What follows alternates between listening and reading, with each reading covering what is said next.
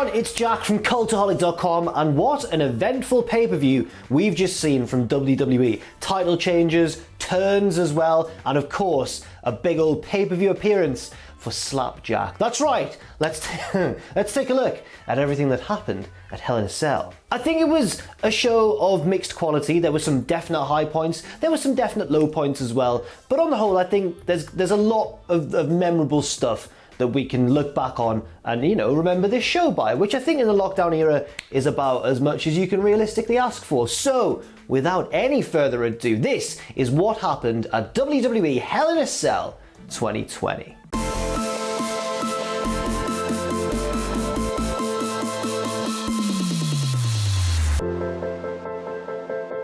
Just a quick pre-show match to talk about first as well, which was R-Truth defending the 24/7 championship against Drew Gulak. I assumed Gulak was going to win the belt and then Truth would win it back from him in a backstage skit later on in the night. And that's not what happened at all. Truth just won. There's not too much to report here. It was a fairly short, straightforward match. Gulak at the start did interact with little Jimmy and boot him out of the ring, and then Truth just attacked him with a vengeance, because how dare he do such a thing. But then obviously Truth picked up the win a few minutes in with the not with a move of his at all. It was just with a roll-up. There was a bit of a weird roll-up sequence. Truth got on the right end of it and retained the title. Then after the match, Truth grabbed the 24/7 title and ran away, chased by a couple of members of the Lucha House Party and Akira Tozawa as well. Gulak gave chase too, but he stopped by the kickoff table and told them that John Cena sucks, because Cena is Truth's childhood hero, as we all know, and I think this is going to lead to Cena versus Gulak. No, I don't think it's going to lead to that, but maybe that's what Gulak is aiming for by doing this. Now on to the main portion of the show, and the opening match is one of the Hell in a Cell matches. We get Roman Reigns defending his United States title against Jey Uso in not just a Hell in a Cell match, but a Hell in a Cell I Quit match. Jey comes out wearing an all-white lei around his neck. The commentators explain that this is a specially made one. It's symbolic because of family and heritage and all that sort of stuff. Very serious stuff. And Jey gets in the ring and I think accidentally breaks it, and all the components just scatter everywhere. And I'm thinking, oh, that's a bit awkward, isn't it? But then Owen pointed out to me, could this be a metaphor for what's about to happen? And I thought, oh, that could be the case. Jey takes it to Roman early on, but gets met with a spear just a few minutes in, really. And already Roman is telling Jey to quit. He's getting the ref to ask him. Jey's refusing to quit, fights back again, and eats a second spear. Jey fights back though. He hits a couple of splashes from the top rope. The referee asks if Roman's going to quit after a couple of splashes. And Roman says the head of the table never quits. So drama. So Jey thinks, right, fine, goes into the ring, gets a strap, and starts using it to whip Roman on the back, and he lays those shots in as well. It's pretty effective. But Roman hits a third spear. Still, Jey won't give up, so Roman takes things to the next level. He ties one end of the strap to his wrist, one end to Jey's wrist, and now theoretically Jey can't get away. But Jey doesn't care. He's fighting back. He manages to duck a Superman punch, wrap the strap around Roman's neck, and choke him out with it. But Roman, of course, by being choked out, doesn't actually quit the match, and he wakes up a couple of times and manages to kind of shake it off a little bit, and then catches Jey in a guillotine and makes him pass out effectively. But again, Jey doesn't quit, he just briefly loses consciousness. Roman is now livid by this stage that Jey won't quit, so what he does is he drags him over to the apron and leaves his head sticking out from the ring and heads over to the corner, and I'm thinking, what on earth are you going to do here? And then Roman hits a drive-by, his 8th most effective move. How is Jey still surviving? But then, to be fair to him, he does ramp things up properly. He puts the ring steps on one side of Jey's head, the ring post is on the other side, he hits another drive-by, and Jey, well, it's implied, gets his head sandwiched between the two hard surfaces. So that was a good spot. I did enjoy that one. The referee goes to call for the bell because Jey is unresponsive, and I'm livid at this point because I'm enjoying the match generally, but I'm like, don't end another Hell in a Cell with a DQ or with the match being thrown out, please. You've done this to us too many times in recent years. Fortunately, Roman's not having any of that either and grabs the ref and just launches him out the ring. The ref takes what looks to be a nasty bump to the outside. I hope he's okay. This brings out all the other referees and Adam Pearce as well. They try to get Roman to stand down, but he scares them all out of the ring. Roman now grabs the ring steps again and stands over Jay and looks like he's going to just crush him with the ring steps. So here comes Jimmy Uso down into the cell, shielding his brother from the inevitable blow from above. And Roman, seeing this sort of family loyalty play out in front of him, has a bit of a breakdown. He drops the steps, he sits down, bursts into tears and says, "I don't know who I am anymore." And Jimmy takes pity on him. "You fool, Jimmy, you fool." Jimmy reaches out to give Roman a handshake and say, "We've got you, like, we're family, okay? Don't worry, we can get through this together." And Roman's like, "Yes, mate," does the high five, grabs him and starts choking the life out of Jimmy Uso. Jay wakes up, sees this happening and quits the match to save his brother. And suddenly Roman is all business once again. The tears have gone. He is serious. He's just retained his Universal title. He walks out of the ring, leaving the brothers crushed behind. They're devastated. He heads up the ramp and Afa and Sika are there, the Wild Samoans, and they put a lei around Roman's neck and acknowledge him as head of the family. On the whole, this was a very intense match. You could argue it maybe should have been the main event. It was very emotionally compelling.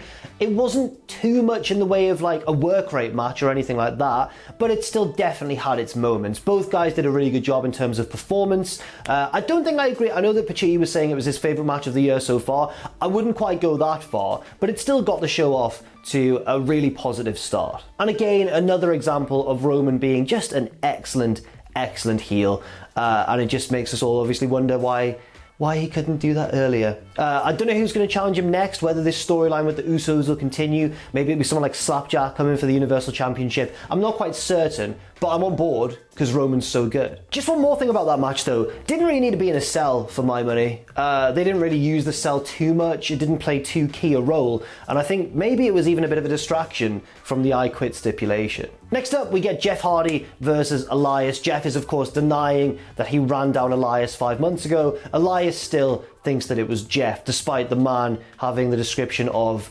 red hair and a beard. So, what are you doing, Elias? If there was a crowd live in attendance, they would be burnt out by now. It's not a fortunate spot for Jeff and Elias to be in because of the match that just happened beforehand, that very emotionally wrenching match. But they needed something to go after it, and this just happened to draw the short straw, I suppose. Elias sings a bit of a song beforehand as well, brings up Jeff's DUIs and his controversial history, and then Jeff's music cuts off Elias, and the match is about to get underway. Elias is pretty dominant here, which makes sense given the recent reports that he's in line for a big push on Monday Night Raw, but the ending of the match I don't think corresponded with that very well at all. It didn't seem like Elias was a superstar about to get a push just because of the way the match ended. So Elias dominated the most of it. Jeff fired up, hit the twist of fate, went for the swanton. Elias wisely rolled out of the ring. Jeff followed him out to the outside. Elias went to hit Jeff with his guitar. Jeff took the guitar off him, smashed Elias over the back with it, and got himself DQ'd. So that was a bit strange. I mean, I assume this feud's going to continue, possibly with the involvement of SLAPJACK as well. And apart from that, I don't really know what else to comment. Wasn't really a fan of the finish here, and I hope things look up a bit more for Elias soon, especially if he's about to get that push to the next level. Next up, we get Otis taking on The Miz for custody or for control of the Money in the Bank briefcase. Tucker is at ringside with Otis, Morrison's at ringside with The Miz, and let's just dive into it. The story of this match appears to be that Otis is better and could probably beat The Miz, but Morrison keeps getting involved, distracting Otis at crucial times, saving The Miz from the caterpillar as well at one point, until eventually he tries to hit Otis with the briefcase. The referee sees it, he stops short, but the ref kicks him out anyway. So now it seems like plain sailing for Otis, right? It seems like he is going to be able to win the match 100%. But that's not quite what happens, because with Morrison gone, it's just Tucker at ringside. Otis hits the ropes, the referee's turned away checking on The Miz, and Tucker blasts Otis from outside of the ring through the ropes with the briefcase, and Otis is knocked clean out. The Miz is as shocked as anybody at this, obviously, but he doesn't look a gift horse in the mouth. He pins Otis, he takes the win, and is now, for the first time in about 10 years, maybe longer, Mr. Money in the Bank. After the match, Tucker cuts a promo backstage explaining why he turned on his tag team partner, basically saying, it's kind of generic, but it does work with Tucker, it does make sense. Basically saying, Otis stole all the limelight, I was always playing second fiddle, even though I put in all the hard work, I wasn't allowed to shine too much when I was next to Otis. Well, now it is my time. No, it's my time. A bit Triple H there, really. He goes, I am the game, and I know how to play it now. Otis comes along, attacks Tucker. They have a bit of a brawl. Tucker tries to run away, and eventually people get in and separate them. Looks like this feud is set to continue, obviously, with the possible inclusion of SLAPJACK. Next up, we get another of the big Hell in a Cell matches. This time, Bayley putting her SmackDown Women's Championship on the line against her former best friend, Sasha Banks. And for my money, this was the best match of the night. I think I enjoyed this match the most. Both women absolutely busted a gut here to make it an entertaining match. Both of them were taking crazy bumps, they were selling everything. It was really effective. Bayley tries to get the jump on Sasha early on with the steel chair. Sasha drop kicks it out of her hands and the chair flies out under the cell as it's being lowered. So Bayley's suddenly without a weapon. But she goes into the ring to get more weapons because that's where all the weapons live. Sasha gets a bank statement early on, but Bayley bites her way out of it because rope breaks don't count, of course, in Hell in a Cell. She gets a kendo stick from under the ring. Sasha gets the kendo stick off her and throws it out of like one of the holes in the cell, and it shoots out and nearly hits Michael Cole. And if it had, as long as he was all right, I would have found it so hilarious. And Sasha really takes some punishment in this match, man. Like at one stage, she goes for the chair-assisted chokehold that she used on SmackDown last week to force Bayley to sign the contract, but Bayley scoots out and trips her up and Sasha goes face first into the chair. At one stage, there's a chair in the corner of the ring. Bayley hits a nice sunset flip and just launches Sasha back first, and it looks like the back of her head hits the chair as well.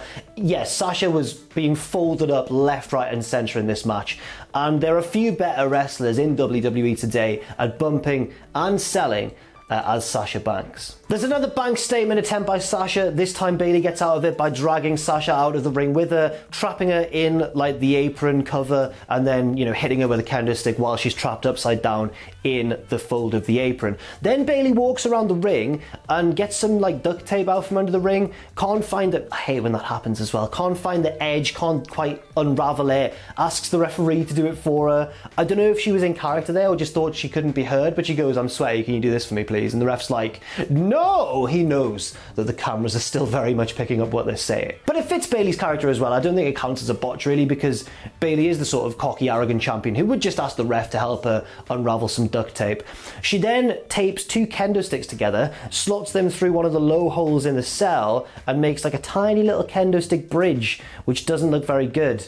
And I don't know what she was meant to do with it, but I think very wisely, Bayley abandons this spot and we never revisit it. And I think, judging by the state of the contraption she made, that was probably for the betterment of the match. Sasha regains control with a fire extinguisher spot. Love that. Reminds me of Steve Blackman. Absolutely fantastic. She goes up top for a frog splash. Bayley grabs a chair, pulls it in the way, and Sasha crashes and burns. Bayley then lays down a ladder between two chairs, puts Sasha on the ladder, gets some spray paint from under the ring. Spray paint is like, she like X's her out, and then heads up top for an elbow drop, but this time Sasha moves and it's Bayley's turn to crash and burn. And without missing a beat, Sasha is on Bayley, steals her finisher, Bayley to belly, onto the ladder, but Bayley kicks out and then shortly afterwards hits a belly to belly of her own. Sasha kicks out as well, so Bayley goes for a chair-assisted Bayley to belly, but Sasha manages to nicely arm drag her way out of it, grab the chair, stick Bayley's head through, and do a nice chair-assisted bank statement with the foot stomps on the hand as well, a callback to their previous feud, of course. And Bayley taps out, and Sasha Banks is the new SmackDown Women's Champion. And before she celebrates as well, it should be pointed out that Sasha's not a full happy-go-lucky smiling babyface, is she? Which makes sense. She keeps the hold locked in after the bell for a few seconds as well, which is a nice little character touch that I enjoy. And then she gets the belt, celebrates with it, she's looking delighted. Bayley is fuming. I don't know what's next. I really enjoyed the match, as I mentioned, but I don't know what's next for the pair of them. Because the draft's been so recently, I'm still getting confused working out who's on Raw and who's on SmackDown. I guess we could get someone like Bliss come over from Raw, or SLAPJACK maybe, to challenge Sasha for that belt. But, you know, I'm sure that she's the sort of wrestler who can pretty much drag a good performance out of anybody she's put in against. Then we head backstage to the Hurt Business, who are deciding who Lashley is going to face tonight for the United States title. We already knew, it had been announced on the pre-show, I think, that we were going to get one member of the Hurt Business versus one member of Retribution, with Hurt Business picking both parties. MVP picks Lashley handily, he's the only one in ring gear, and he's going to put up the US title against SLAPJACK, of Retribution. My favourite, yeah, everyone's favourite member of Retribution, really. And this is pretty much a filler match. Like, it's not a squash by any means, but Lashley deals with SLAPJACK pretty comfortably, eventually getting the really totally clean victory with the hurt lock, and SLAPJACK taps out. Again, Retribution looking weak, despite, you know, all of their momentum beforehand. They've really not got it together, have they, Retribution? They've been getting dealt with by the Hurt Business pretty easily. I don't know who I'm meant to cheer for either. They're both heels. The Fiend's also involved in this feud somehow. He's a heel, although he didn't show up here, and I was half expecting him to. So then Retribution hit the ring and start to do a beatdown on Bobby Lashley, and then the Hurt Business come out and scare them off, and they all back off and leave.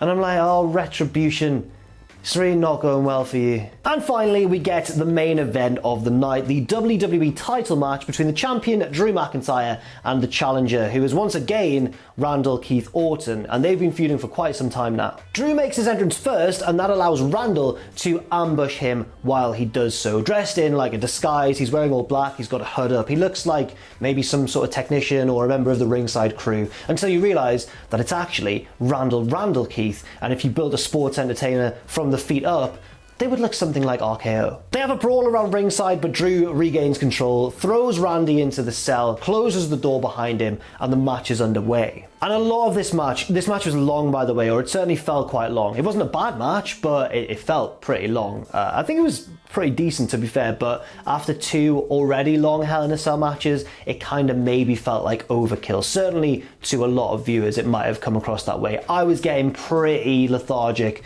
I'd overdosed on Hell in a Cell action by this point. But once again, I can't knock the efforts of both men. Their character work especially was on point, as were all the competitors in Hell in a Cell matches tonight. I think the character work was a really strong aspect of this show. A lot of the opening portion of the match, for quite a long time, was Drew dominating until Randy managed to avoid a Claymore kick and take out Drew's leg with a chair. And then Orton dominated for what felt like a very long time as well, until Drew managed to turn the tables a little bit with a belly-to-belly overhead into a table leaned up against the cell wall. And fair play to Randy for taking what looked like quite a scary bump. Randy gets the bolt cutters from under the ring, and it's like, oh, what's he going to do with the bolt cutters? Where's he going to go? He unlocks the cell door, he cuts the chain off, he leaves. Everyone's like, oh, what's he going to do?